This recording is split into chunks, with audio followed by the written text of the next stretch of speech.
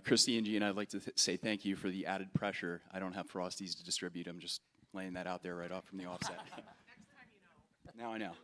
I don't have puppies from Atmosphere either, but hopefully you could deal with me.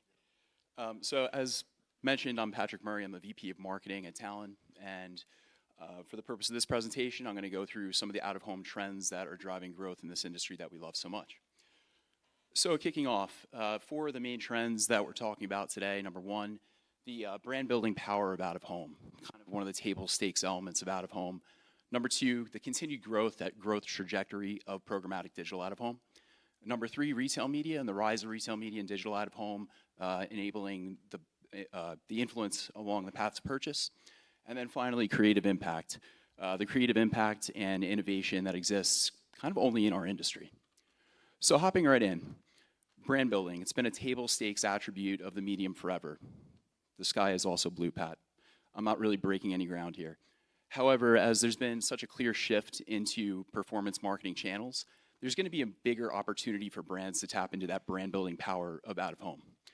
One of the really great examples of this is a campaign and a favorite of mine from the last couple of years. So Got Milk. We all remember that very iconic campaign. This was an opportunity for Milk Pep to be able to brand build for a new generation. They tapped into out-of-home over the years, of course, but really took a more traditional approach. This was an opportunity to delve into digital out-of-home, a lot of the formats that they hadn't previously utilized, and a lot of different creative elements as well. Things like user-generated content, 3D, and of course, a multitude of formats. This campaign proved really successful. 50% of those that were exposed to the out-of-home ads showed ad recall. That's pretty impressive on its own, but they weren't actually an official sponsor of the New York City Marathon, kind of a guerrilla marketing campaign. And the reason why that's impressive is because they were showing higher levels of ad recall than that of official sponsors of the race. For the efforts, we were awarded Silver Obie, or they were awarded a Silver Obie for the creative efforts, and then rounded out the year by being crowned Out-of-Home's Media Plan of the Year. Really great campaign. Another one of the elements that they used was programmatic. So obviously this is going to be a huge growth driver, growth engine for the industry. And the reason why is because obviously there is that increased digitization of the medium and technology is advancing. So a couple of predictions, and these are going to be a little bit more bold than Out-of-Home's a great brand builder. So number one, programmatic is absolutely growing.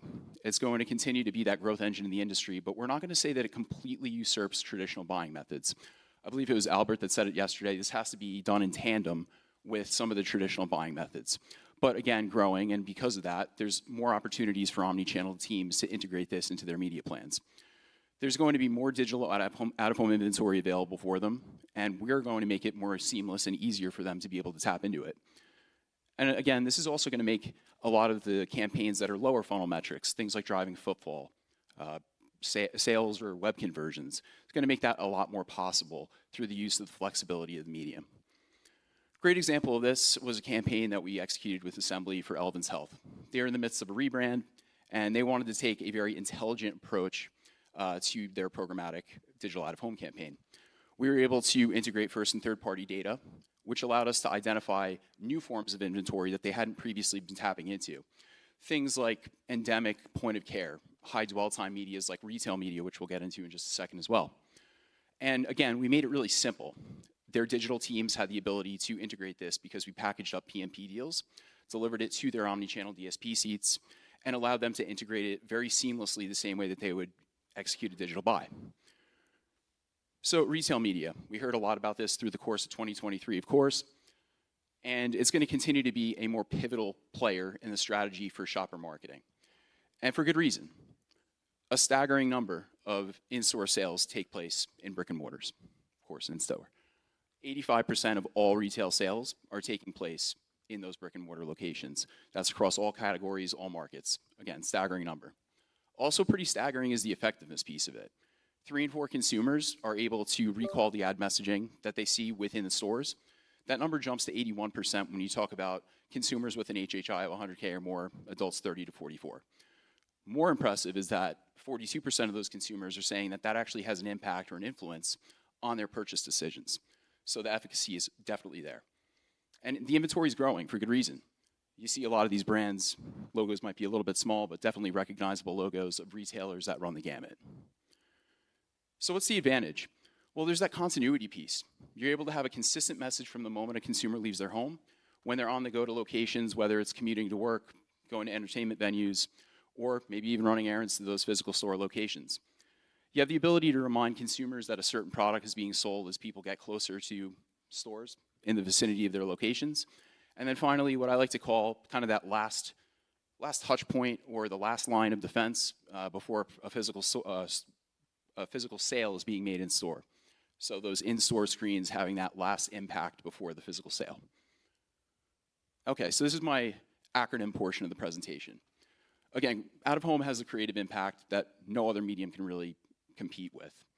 More advertisers, more brands, they're going to tap into things like augmented reality, 3D, dynamic contextual optimization of creative, and a big part of that is because of programmatic and making that possible. This is already happening, and beyond just the kind of appeal, the curb appeal, the eye appeal, obviously brilliant creative is kind of the sexiness of out-of-home. But there's a huge performance piece of it too. We talk about attention being kind of the newer currency. Well, there's an opportunity to tap into these digital innovations from out-of-home and being able to actually see the performance as a result. So digital out-of-home creative that has video, it's viewed for 60% longer than that of static. When you talk about special builds, the purchase consideration jumps by 35%. And when you talk about 3D versus 2D, 3D has a 15% higher attention increase than that of 2D. So just a couple of really great examples of this, and we have an in-house creative agency called Grand Visual that helped execute all of these. Again, the iconic locations that allow these are really part of the equation, but the creative has to be really eye-catching. In this case, there was a campaign that Lenovo executed around their sponsorship with F1. This was in the iconic Piccadilly Circus, and as you can see, there's an F1 car that's quite literally bursting off the screen. This was a great campaign because not only did it align with one of their big tentpole events, but it also had the ability to transcend that physical location and jump into social. There was such a huge social amplification element of this because consumers were captivated by the creative. A little bit more of a tactical example, and this one's closer to home for me in New York. So QR codes. The ability to, again, transcend that physical location and drive activation, in this case online.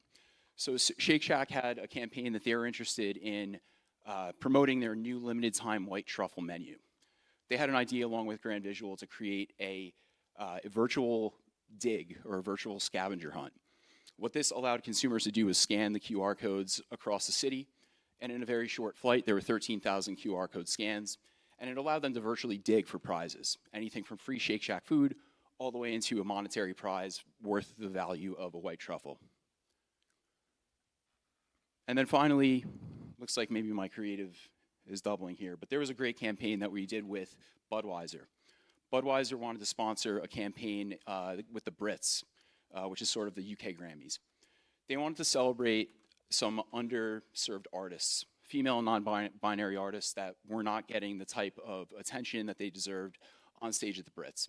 So in kind of a guerrilla effort, Budweiser created this stage that turned an ordinary billboard into a stage that literally gave those artists a platform.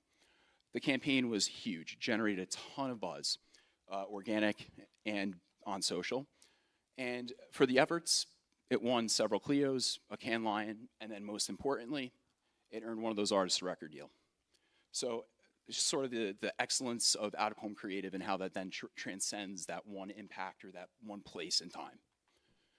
I wish I could show you that, but see me later and I'll find you. So with that, I say thank you. Now I'm going to try and go and enjoy my Frosty before it melts.